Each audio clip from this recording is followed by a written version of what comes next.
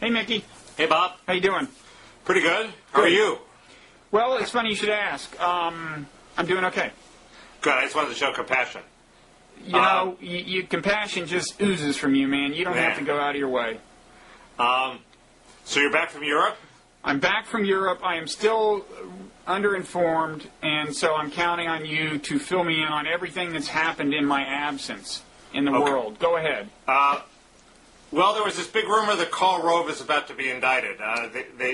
The special prosecutor has subpoenaed a Time reporter who talked with Rove's lawyer, and it's either a last-ditch attempt by Rove's lawyer to get his client off the hook, which will probably fail, or it's a perfunctory attempt by the prosecutor to just cross all the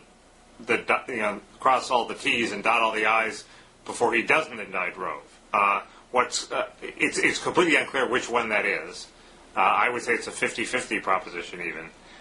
What is clear is that if Rove is indicted, it will be on a perjury charge, not on the charge of leaking the name of the CIA agent. And the whole issue is, did he commit perjury when he initially didn't tell the special prosecutor that he had talked to Time reporter Matt Cooper about this CIA agent?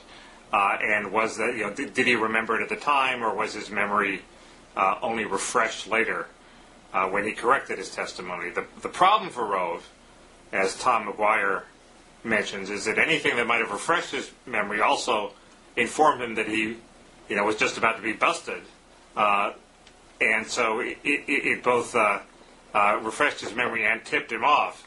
So but why can't he turn that around and say anything that tipped him off that he was about to be busted also, in fact, could have plausibly been something that refreshed his memory, and that's what it did, and how can the prosecutor prove otherwise? Well, he could have. But there are plenty of ways the prosecutor could prove otherwise, though. For example, if in the intervening period, Rove had told people that he remembered talking to Matt Cooper before he was tipped off and had his memory supposedly But is there jogged. any evidence that they have that evidence? No, we don't know what he has. But the speculation in the Washington Post was that he wouldn't be indicted if the prosecutor didn't have that evidence. And it seems to me it would be a pretty weak case if the prosecutor doesn't have other evidence for sure that Rove knew about Cooper when he said he didn't, when he failed to remember talking to him. So that's sort of the state of play there. It's a very little substantive, the substance of the charges isn't all that interesting. What is interesting is just that the president's key advisor may be put out of action by the special prosecutor.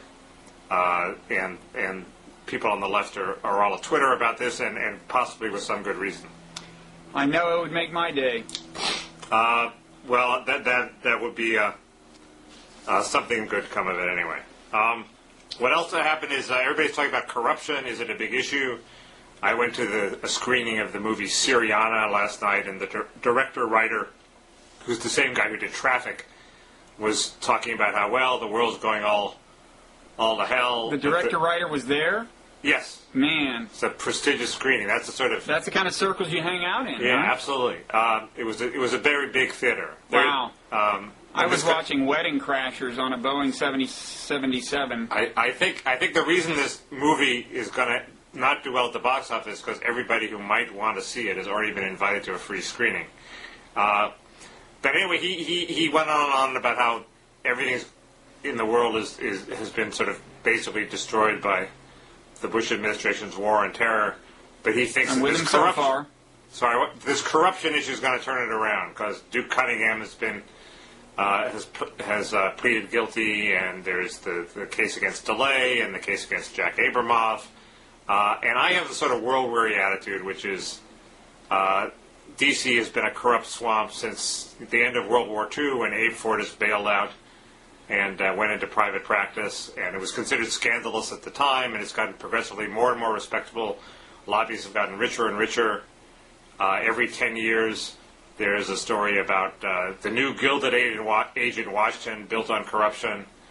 Ruth Marcus has that story in the Washington Post in the last couple of days. She does a very good job of it, but it's not a new story. It's an old story. It's just that two things. The gap in riches between the lobbyists and the public servants has gotten greater, and as a result, a point Charlie Peters makes, people are starting to go into public service with the express intention of selling out and becoming lobbyists later. Whereas before they used to go into public service and then gradually say, hey, maybe I should be rich, and get seduced into the life of lobbying. But now that's their intention from day one. And that is a change. But I don't think it's going to be a huge issue against the Republicans. No, I don't think this stuff seems all that close to Bush to the average person. I agree. Well, yeah, I mean, Gingrich was a very effective negative image in the later Clinton years, but that's because there wasn't a bigger Republican around. In this case, there is a bigger Republican Bush, so that hampers the extent to which I think DeLay can be a negative figure used in ads. But we'll see. There was also a big Wikipedia scandal. Yeah, I saw that. I read that piece. The guy who was defamed in Wikipedia. I saw him on CNN saying that for months he didn't know about it, and who knows how much damage was done to his reputation in the meanwhile. Whereas I would think if he didn't even find out about it, there couldn't have been much damage done, right? Right, I would think that. You would think a word would get to him if everybody else was abuzz about this. Yes, and also the charges are so outlandish that they're inherently implausible. Yeah, he's a former newspaper editor, and the Wikipedia entry on him said that he was implicated in assassinating both Kennedys. Yes, or it was That's suspect. A bit much. Was briefly a suspect. And anyway, it seems to me if Wikipedia slides somebody, it's going to be in some subtle, more nuanced way. I went and looked at my entry, or the entry for my blog, and it's basically accurate. I didn't say anything horribly wrong with it. There were a couple of little things that only I would care about. I looked at the entry for your blog, and I would call it more than accurate. I would call it acutely insightful. I mean, it pointed out that you exhibited an extreme distaste for John Kerry, even while endorsing him and contributing money to his campaign. And that is precisely the kind of paradox that makes you such a beloved figure in the blogosphere. Well, it quoted extensively from James Walcott attacking me, which I guess is fine. But my basic sense is that Wikipedia is a playground for sort of tedious twits.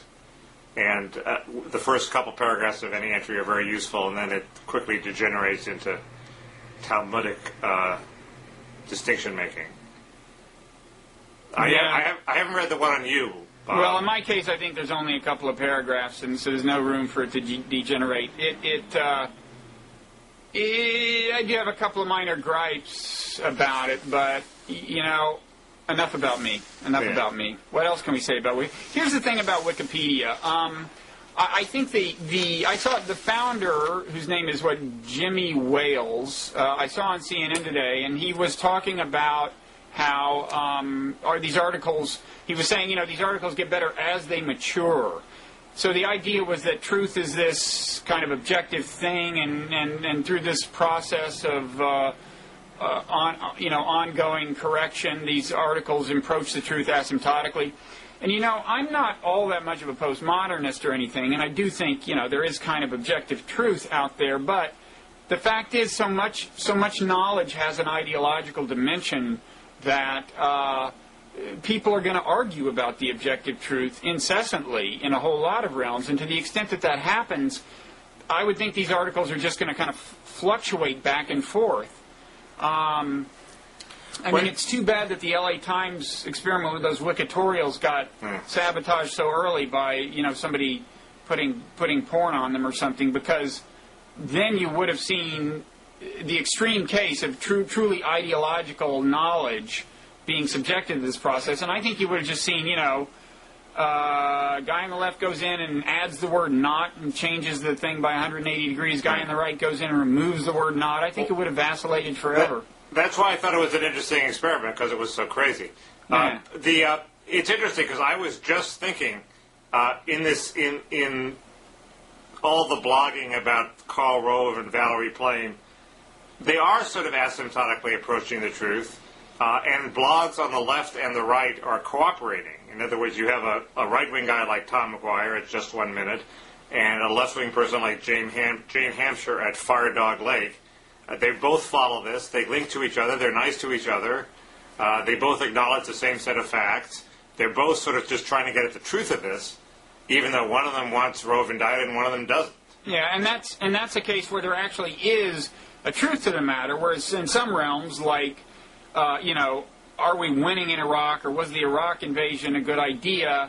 There's just, there's no such simple truth sitting out there to get close to. So I guess there are degrees of ideologicalness or something, and so some things are more amenable to this than others. But it just occurred to me that what they're doing is sort of different because they're trying to figure out what the truth is before sort of anybody knows it. But it just seems to me blogs arguing is sort of more effective in some way than these Wikipedia people. But, yeah, although if you're pressed for time, you'd like a go-to place. That's true. Anyway, that's all you need to know for today. About anything? About anything. You should go see Syriana. It's not all that good. Has a pretty good subplot about why unemployed Arab men become terrorists. Yeah. Makes that sort of vivid for you in a way that I haven't seen, although there may be other movies that do that too. But basically it's a movie about how the government, at the behest of sinister greedy oil companies, kills the emir of a sultanate somewhere, or an emirate, I guess.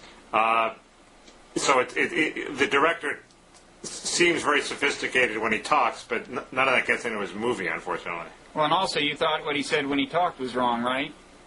Yeah, but at least it was subtle. He talked about how he talked to Paul Wolfowitz, and Wolfowitz's viewpoint makes sense, and he respected Wolfowitz, except for the fact that he quit, and how he talks to the Scowcroft people, and their viewpoint makes sense, and he tries to give everybody their say, but none of them have their say in the movie. There's certainly nobody who articulates the Wolfowitz point of view.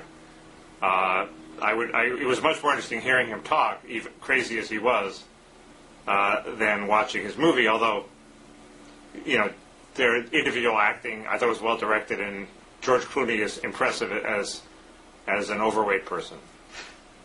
So he's impressively overweight, certainly. So that's the Kaus Film Report. And that about covers the universe. I mean, I would say if you have to choose between going to Wikipedia today and going to Blogging Heads TV, you'll get a much more comprehensive view of things here. A richer media experience. That's what we always say. Yeah. Yeah. Cool. Well, see you soon. Okay. Okay, see you. Bye.